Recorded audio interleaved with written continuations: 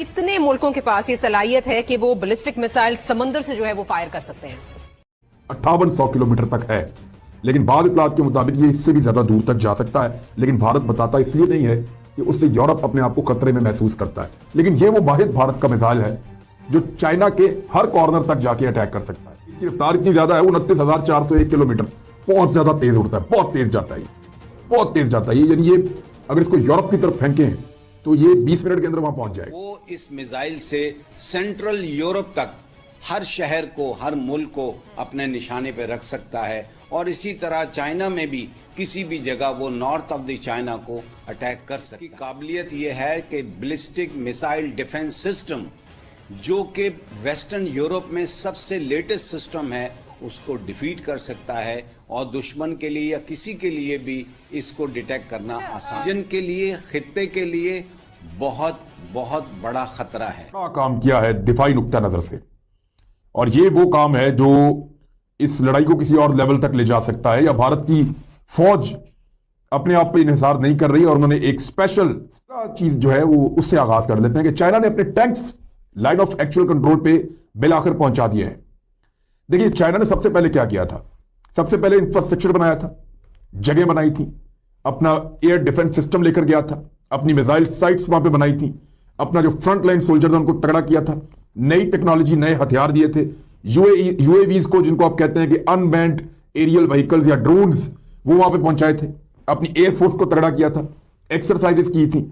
ये सारा काम करने के बाद अपनी आर्टिलरी को वहां पे पहुंचाया, डिपोज बनाया। जब आप बॉर्डर क्रॉस करके आगे की तरफ मूव करते हैं तो आपके साथ बतौर मोर्चा जो चीज मूव कर रही होती है आपकी फौज के साथ, वो टैंक होता है। अगर आपके अंदर फिजाई बर्तरी आपके पास मौजूद है, यानी हवा में अगर आप तगड़े हैं, तो जमीन पे आपका टैंक जबरदस्त काम करता है, मैदान में लेकर आता है जो हथियार बड़े खौफनाक होते हैं। मिसाल के तौर पे जो अब भारत ने किया है वो मैं आपको बता देता हूं, और उनके जो स्टेटमेंट्स हैं वो आपके सामने रखता हूं। अग्नि 5 को तैयार कर लिया भारत ने। भारत का सबसे तगड़ा मिसाइल है ये। अग्नि 5 है क्या? ये जी भारत का जो स्ट्रेटेजिक फोर्सेस कमांड है फौज की, वो इसको डील करती है, उनके कंट्रोल में ये होता है। ये 7 मिलियन अमेरिकी डॉलर्स का एक मिसाइल है, इसकी इतनी बड़ी कीमत है, और इसका जो वजन है वो 50,000 किलोग्राम है। 17.5 मीटर ये लंबा एक मिसाइल है अग्नि 5, 2 मीटर ये चौड़ा है मिसाइल, और ये एक न्यूक्लियर हथियार ले जाने की सलाहियत रखने वाला मिसाइल है।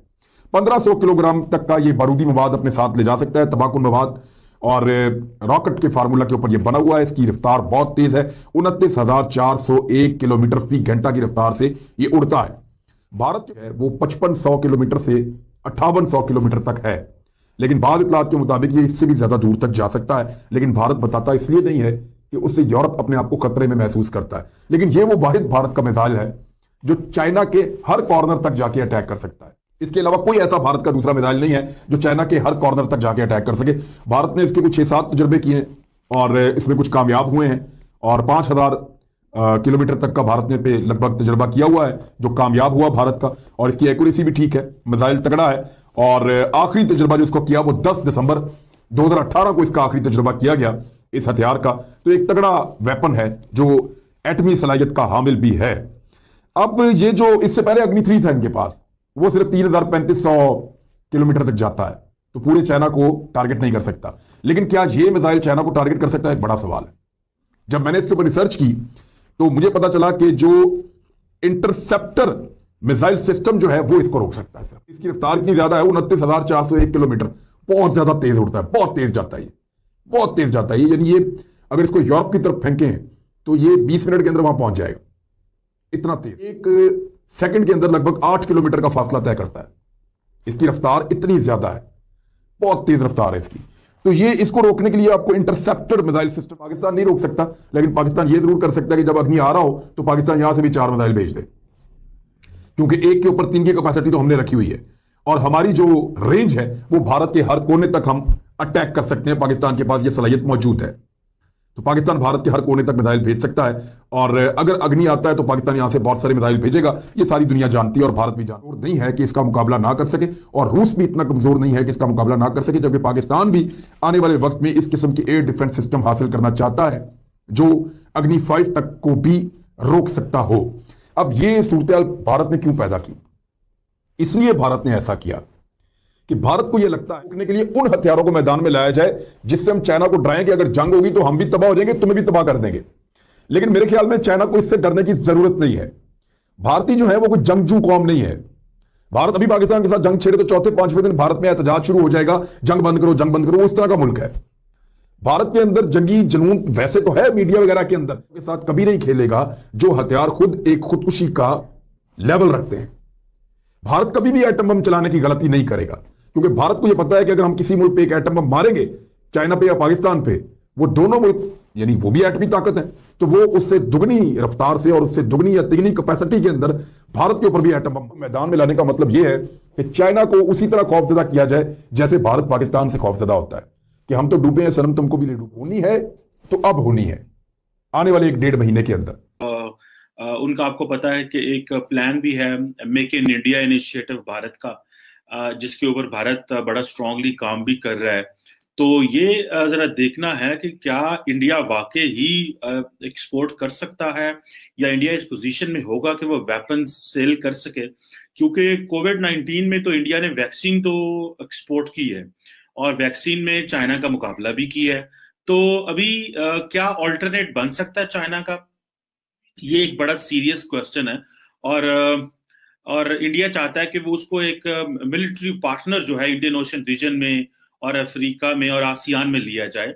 और उस हवाले से तकरीबन जो मैंने थोड़ी रिसर्च की तो तकरीबन 152 जो डिफेंस आइटम्स हैं वो इंडिया बेचना चाहता है फ्रेंडली कंट्रीज को, जिसमें वो जो तेजस फाइटर एयरक्राफ्ट है वो भी है, ध्रुव एंड रुद्रा चॉपर्स हैं और फिर लाइट कॉम्बैट हेलीकॉप्टर्स हैं, और इसके अलावा भी कुछ सुपरसोनिक क्रूज मिसाइल्स भी हैं, ब्रह्मोस जो हैं, और इसके अलावा इनका एक आकाश एयर डिफेंस सिस्टम है जो ये वाकई ही चाहते हैं कि बेचा जाए। और इस हवाले से इंडिया ये प्लान कर रहा है कि जो इंडियन डिफेंस फुटप्रिंट्स हैं वो या जो चीजें बेची जाएं वो Bangladesh, Afghanistan, Maldives, Mauritius, Vietnam, Philippines, Indonesia और बहुत सारे और छोटे छोटे ममालिक हैं जिनमें ये चीजें जो हैं वो दी जा सकती हैं।